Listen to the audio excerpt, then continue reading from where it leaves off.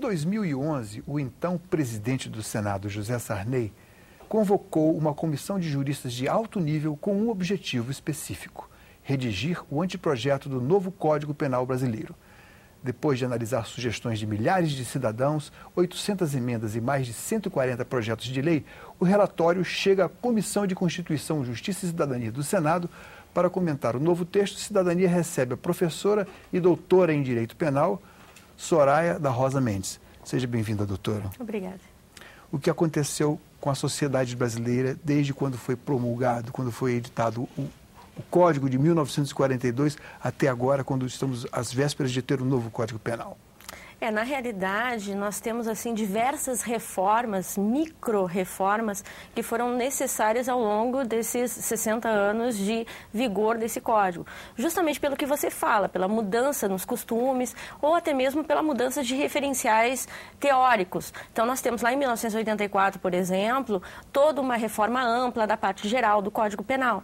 Na sequência, com o passar dos anos, justamente setores do Código Penal que dizem respeito aos costumes. Por exemplo, hoje nós não temos mais um capítulo que fala dos crimes contra os costumes. Essa terminologia, por exemplo, ela já foi abandonada. Hoje se fala dos crimes contra a dignidade sexual, por exemplo. O papel da mulher na sociedade é outro. É uma outra, então, e isso traz um outro viés realmente, em relação ao papel da mulher, em relação ao respeito desta mulher mesmo, né, em termos de uma proteção penal que deve ser dada a ela. Então, a gente tem várias modificações pontuais e um cipoal de legislações esparsas que trouxeram aí realmente uma rede de leis que tratam sobre a matéria penal. Por que passamos por um período de 21 anos de ditadura e depois entramos no mais longo período de democracia após a proclamação da República e demoramos tanto tempo para fazer um novo Código Penal, na sua opinião? Na realidade, as mudanças dos códigos, elas, pelo que se tem historicamente acompanhado nos processos legislativos todos, elas são demoradas, né? O próprio Código Penal, lá desde o nosso primeiro Código Penal, enfim, ele sempre foi tendo dificuldade de ser modificado. Ou seja, de ser modificado ou de ser substituído por um outro. Sem esquecer que ele nasceu ainda sob a égide da ditadura de Vargas. Da ditadura Vargas. Então, necessariamente não reputaria ao período ditatorial ainda essa herança de não querer modificar aquela estrutura que ali estava, penal que ali estava. Mas, por um outro lado... Talvez porque servisse à ditadura ter aquele tipo de lei tão repressiva. Aí né? É que está. Na realidade, eu acredito que servia aquele sistema e que serve ainda um sistema inexistente. O nosso Estado, em termos penais, ele não é um Estado garantista, ele é um Estado autoritário. E o nosso Código, ele não tem um viés garantista, ele tem um viés punitivista. Ele leva para a cárcere grandes contingentes de pessoas selecionadas dentro de determinados padrões que estão dados por esse Código. Claro que o sistema penal é algo maior. A gente vai falar de judiciário, vai falar da ação do Ministério Público, da ação da polícia. Mas a lei penal, no momento que criminaliza determinadas condutas, diz quem são aqueles escolhidos pelo sistema também. Isso faz parte da política criminal. Dê um exemplo, por favor. Veja você, o crime de furto. Se nós tomarmos os dados do DEPEN, que é o Departamento Penitenciário Nacional, do Ministério da Justiça, nós vamos ter dados ainda de 2012, mas 548 mil presos. Eu estou falando do sistema carcerário masculino, porque daí nós temos um outro número específico lá com o sistema carcerário feminino. Mas falando mais especificamente desse sistema carcerário, nós temos 260 mil pessoas cumprindo pena por crimes contra o patrimônio. E desses 260 mil, 75 mil, um número um pouco maior do que esse, porque não tenho aqui bem presente todos os dados, né, com seus números mais em específico, cumprindo penas por crimes de roubo simples e de furto. De furto qualificado e de furto simples. O caso clássico daquela mulher que roubou um pote de margarina e foi... Gente no Brasil que cumpre pena por furto de carne, gente que cumpre pena no Brasil por furto de uma cartela de Danoninho. Então, quando o Código ele traz uma penalização alta, porque é uma penalização de 1 a 4 anos por um crime que na sua forma simples é um crime sem violência ou grave ameaça. Se eu passar a mão aqui no seu celular e você não enxergar, isso é furto. Bem, Como é que a gente trata isso em termos penais?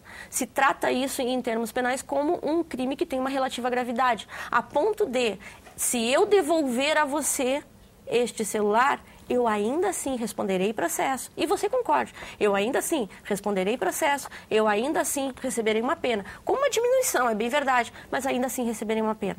O que a gente nota no nosso Código Penal, e por isso eu dizia que ele servia, talvez, a sociedade de 40, a sociedade que, sob a égide do regime militar, mas também a sociedade atual, é que ele é um código extremamente protetor do patrimônio.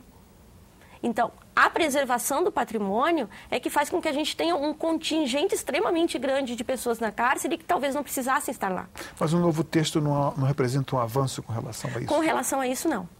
Com relação à comissão de juristas, fez uma discussão bastante densa a respeito dessa questão específica do furto. Em que termos? Levando em consideração os dados sociais que temos. Esses do DEPEN, da quantidade de encarcerados, né, no Brasil por crimes de furto, por crime de furto. Um crime contra o patrimônio, né? Que é um crime, né, de uma forma mais geral, é um crime contra o patrimônio. Fez uma discussão bastante profunda, alegando o quê? Que nós precisamos pensar as consequências disso. Porque quando você imagina que vai encarcerar alguém por um crime contra o patrimônio, e principalmente um crime sem violência ou grave ameaça, você está pensando em alguém que furtou a cartela de iogurtes e que está dentro de um sistema carcerário junto com outras pessoas que cometeram outros crimes um tanto quanto mais graves e que talvez essa reprimenda seja necessária. Isso se refere aos crimes violentos. Você está criando a chamada escola do crime. Então, a gente precisa pensar isso. Então, a comissão de juristas, durante o processo todo, fez uma discussão bastante densa mesmo, bastante profunda sobre isso. E chegou uma penalização que, se não me falha a memória, era uma penalização que ia de 6 meses a 3 anos, com uma possibilidade, inclusive, de extinção da punibilidade, ou seja, que a pessoa saísse sem pena nenhuma, né, traduzindo isso em termos mais amplos, que a pessoa saísse sem pena nenhuma se a vítima concordasse com aquela devolução. Então, você foi furtado, a sua carteira foi furtada.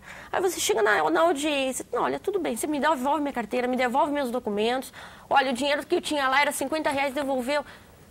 Vamos resolver aqui. De uma certa forma, empodera a vítima do furto. Empodera a vítima e você pensa esse delito também de uma outra forma, de não pensar a pena privativa de liberdade como algo primordial.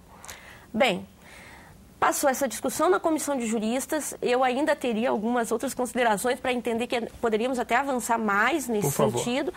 Mas passou essa discussão na comissão de juristas, a comissão, o projeto, né, o PLS 236, que foi o resultado deste anteprojeto elaborado pela comissão de juristas, tramitou e voltou à penalização existente hoje. Então, hoje nós temos o quê? Uma pena para o furto de 1 a 4 anos. Ela vai ser exatamente a mesma no novo Código Penal.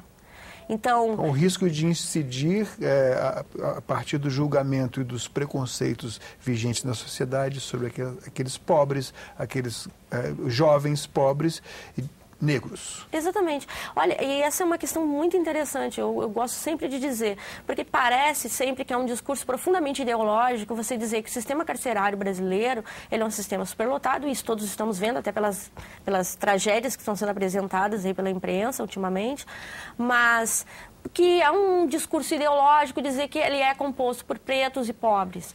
Ora, basta abrir e olhar os dados estatísticos.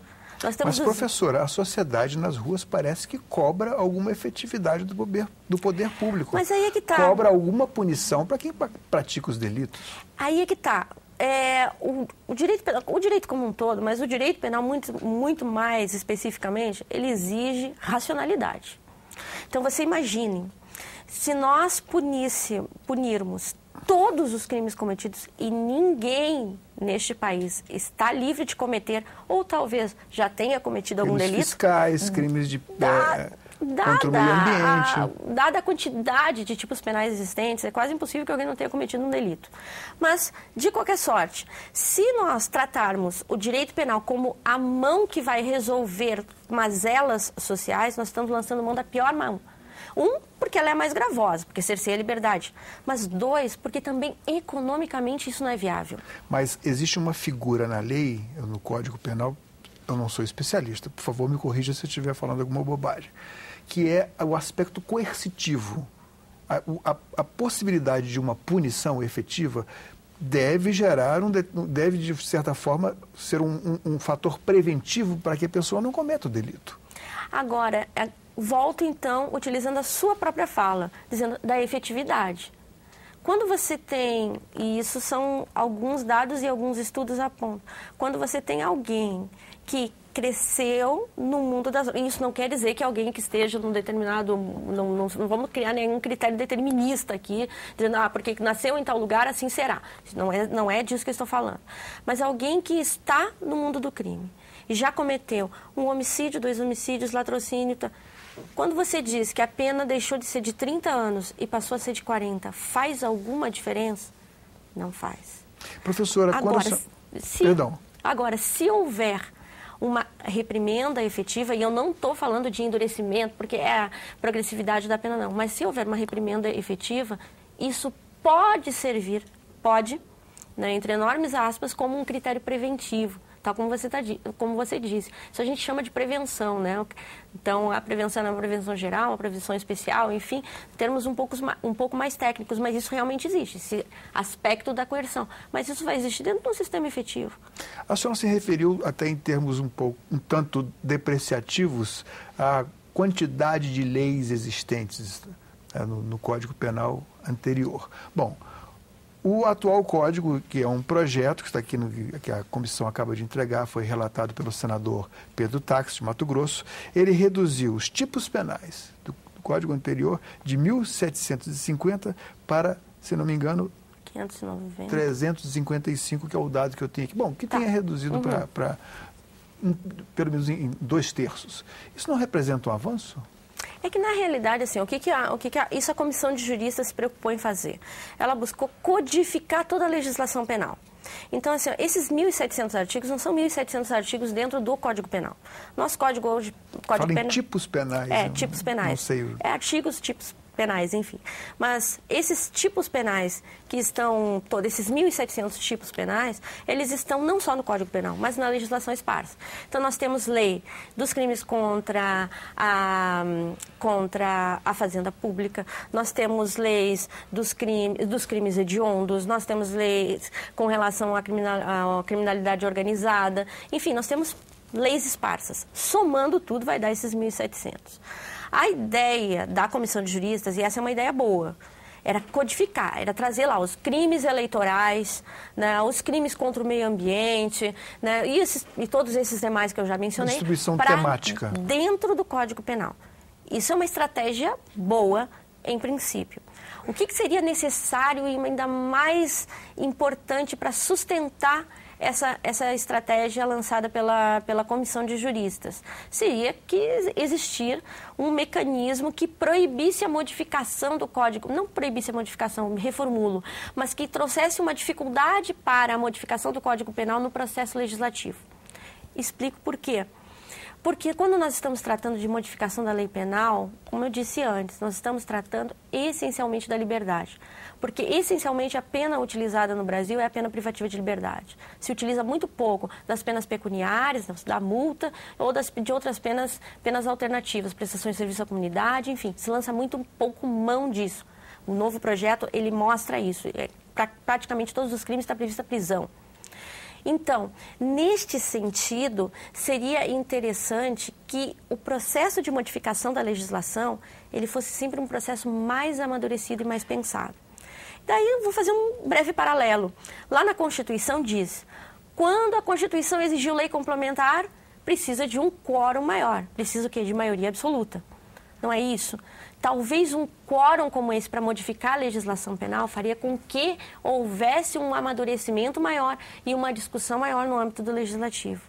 O processo legislativo hoje como esse nosso código nós vamos aprová-lo, se for realmente aprovado, no dia seguinte ele já tem modificações. Bom, a sociedade é um organismo dinâmico, os costumes evoluem e as leis devem evoluir acompanhando a evolução da sociedade. Hoje vivemos numa sociedade da informação. o desejo de ser protagonista é imediato. Quase todos nós temos acesso a redes sociais, a meios de comunicação, computador, celular, e são meios de comunicação imediatos. Isso gera uma nova demanda e, evidentemente, a lei fatalmente irá caducar. Eu concordo com você. Realmente, o avanço da sociedade, a dinâmica social, ela impõe modificações. A questão é pensar esse processo de uma forma amadurecida. Dar tempo para a discussão se dar, inclusive nas casas legislativas. Por quê? Porque este anteprojeto, ele foi um trabalho realmente hercúleo. Eu pude acompanhar, como pesquisadora, acompanhei praticamente todas as reuniões da Comissão de Juristas. Realmente foi um trabalho hercúleo, mas foi um trabalho feito em 6 meses. Não se muda toda uma estrutura para o exercício do poder punitivo em um Estado em 6 meses. Nós temos riscos muito grandes aí. Que riscos? De trazer condutas para o âmbito do direito penal que não precisariam estar no âmbito do direito penal, ou que não deveriam. Nós temos o risco de que... Exemplifique, por favor, mais uma vez. Eu tenho uma certa dificuldade de compreender o bullying, por exemplo.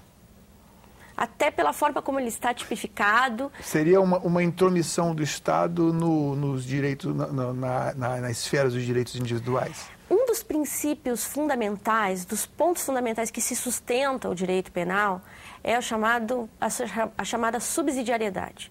Quando é que a gente lança a mão do direito penal? Só quando outros instrumentos do direito e da sociedade não deram conta dessa demanda.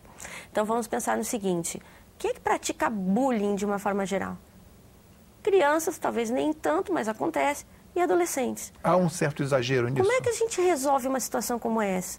Criando mecanismos na escola de formação de consensos, de entendimento, que aquele coleguinha não pode ser alvo de chacota porque ele é mais gordinho, porque ele usa óculos, enfim, ou apresentando um tipo penal que, no fim das contas, talvez não tenha nem aplicabilidade, porque eu ainda tenho aí algumas dificuldades técnicas de entender exatamente qual será, inclusive, o sujeito desse crime.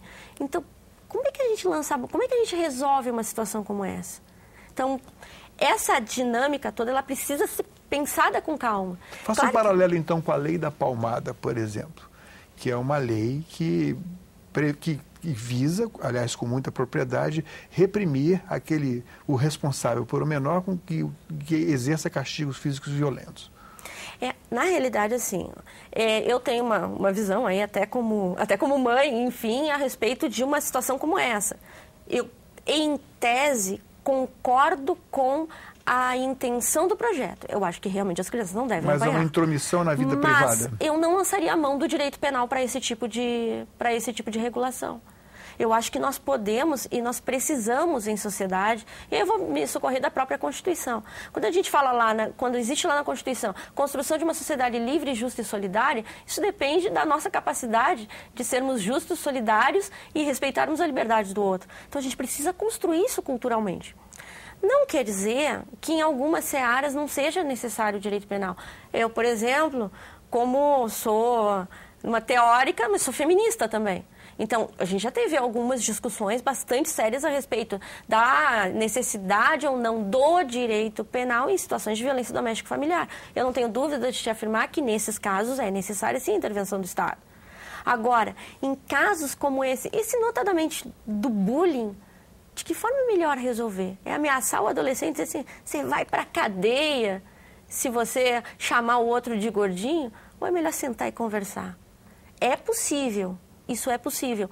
Isso é possível no âmbito social e isso, teoricamente, é o que se sustenta. A gente não pode usar o direito penal para tudo. Porque daí a gente tem um estado de polícia. Mas não lhe parece que a sociedade, ou pelo menos um segmento preponderante da sociedade, clama por uma segurança mais definida, não só da sua própria existência física, mas também daquelas coisas, porque do que se diz, o direito de propriedade, das suas posses, não, por mais modestas que sejam? Eu acho que é esse clamor por, aspas, segurança, por esse clamor por segurança que justifica muitas das proposições que são feitas para a modificação da lei penal e endurecimento da lei penal. Mas os juristas também não poderiam ficar de ouvidos fechados para o clamor que acontece em volta deles. A bem da verdade, a gente precisa fazer um debate a respeito do que é realmente essa sensação de segurança. Isso a gente precisa. Porque, por exemplo, se você pensar que existe um déficit de vagas no sistema carcerário e que a solução que é apresentada sempre é a solução de construção de presídios, e eu estou dizendo a você que todos esses pequenos delitos, eles só vão alimentar o exército que existe dentro dos novos presídios, eu estou criando só panelas de pressão. Os próprios mutirões carcerários do Conselho Nacional de Justiça... Tem uma tentativa de diminuir isso. De diminuir tem libertado pessoas que são presos provisórios... Ou pessoas que até já cumpriram pena, né? Que dentro do sistema carcerário. Mas, veja bem, a lógica é que se nós continuarmos tendo a aplicação a norma como é e a aplicação da norma como está, nós só vamos continuar alimentando o sistema carcerário. Isso significa dizer que nós nunca vamos vencer o número de vagas. Então, por isso que eu dizia, há uma lógica aí que também é uma lógica econômica, o que a gente também quer investir. Então, nesse sentido... Quando alguém me pergunta, você se sente mais segura se construir um novo presídio? Eu me sinto mais insegura, porque são novas panelas de pressão. O que a gente precisa... São novas escolas e universidades do crime. E como disse... É um clichê, mas exatamente, mas num determinado momento, algo que pode explodir de acordo com o comando de alguém. O que a gente precisa pensar? Pensar em usar o direito penal onde ele é necessário. Onde é que o direito penal é necessário? Crimes contra a vida obviamente que sim. O homicídio é necessário. Crimes contra a dignidade sexual, estupro, é necessário. Acredito ainda nas questões relativas à violência sexual. Professora, me perdoe a provocação, mas será que dá para nós esperarmos que surja uma nova geração, que os pais se comportem de maneira mais diferente, sejam mais atenciosos com os filhos, que a família volte a ser aquele núcleo familiar mais integrado, ou que as escolas sejam melhores, as escolas públicas, inclusive as escolas, independentemente da faixa econômica a que pertençam as crianças? Será que podemos esperar isso para então sermos mais, formularmos um novo Código Penal? Mas aí eu volto de novo àquela palavra mágica que você utilizou, eficácia. Quando nós temos uma norma penal que não é eficaz, a gente tem aquilo que se chama direito penal simbólico. Aí é aquela norma para ficar no código e para achar bonito. Porque como é que vai, isso na realidade, isso não vai refletir, até mesmo esse pedido de coerção que você mesmo falava ainda no começo da nossa conversa. Se isso não se refletir nesse sentimento de que não posso fazer algo porque isto é crime, isso cai no mero simbolismo. E aí nós temos N normas no Código Penal que não têm eficácia nenhuma. Por quê? Porque não são utilizadas efetivamente. Então, quando a gente pensa o direito penal aí sobre essa perspectiva, claro que é um pouco mais complexo pensar e fazer, mas quando a gente pensa o direito penal sob a perspectiva minimalista, ou seja, de que ele precisa ser utilizado quando ele é necessário, não estou abrindo mão do direito penal, mas estou dizendo que é quando ele é necessário, é quando há um homicídio, é quando há um estupro, é quando há crimes de colarinho branco, corrupção ativa, corrupção passiva. A gente está reduzindo aquela massa carcerária, buscando alternativas na sociedade para a solução de conflitos e necessariamente não é despenalizar. Porque isso também é uma questão que... mas então se agora não vai ter mais prisão para o furto, qualquer um pode furtar. Mas você pode ter outro tipo de pena. Pode ter uma pena de prestação de serviços à comunidade, pode criar uma gradação da prestação de serviços à comunidade no caso de reincidência, e sim a pena de prisão. Por isso que eu falava antes, o processo legislativo ele tem de ser com tempo largo, não é o tempo de deixar caducar ou de ficar 20 anos esperando, mas é um tempo para amadurecer isso e discutir isso de uma forma melhor, para que os reflexos não sejam ou simbolismo ou mais inflação carcerária. Professora, muito obrigado pela sua presença aqui no programa. Obrigada. Cidadania conversou com a professora Soraya da Rosa Mendes sobre o novo Código Penal. Mande suas críticas e sugestões para nós. Ligue para 0800 61 2211 ou acesse www.senado.leg.br/TV. Nesse endereço você pode ver de novo ou baixar uma cópia do Cidadania ou de qualquer outro programa da TV Senado. Obrigado pela atenção e até o próximo Cidadania.